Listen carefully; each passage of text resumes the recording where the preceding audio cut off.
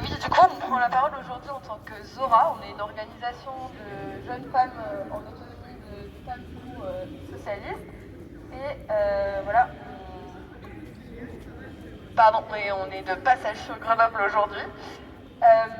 Du coup, comme l'ont dit notre camarade, cette révolution pour nous, elle est porteuse d'espoir pour tous les peuples opprimés, mais aussi surtout pour toutes les femmes.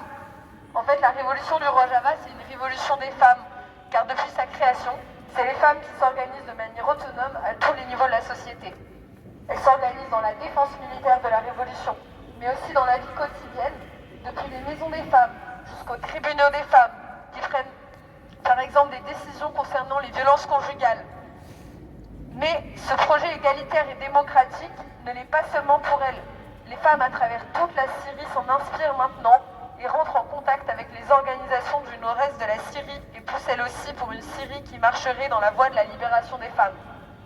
Donc face aux attaques qui les visent, qu'est-ce qu'elle fait la France? La France, elle invite le chef de HTC Al-Jolani à Paris, tandis que von der Leyen, la présidente de la Commission européenne, lui est déjà rendu visite en Syrie avec un chèque de 620 millions d'euros.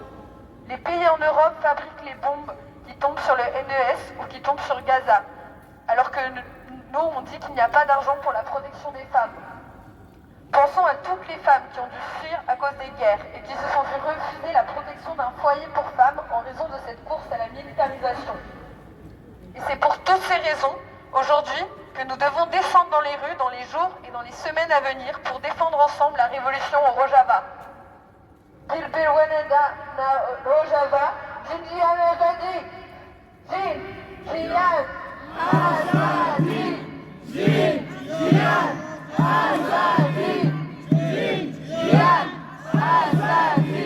Jinjian Azadi, Jinjian Azadi, Jinjian Azadi. Azadi!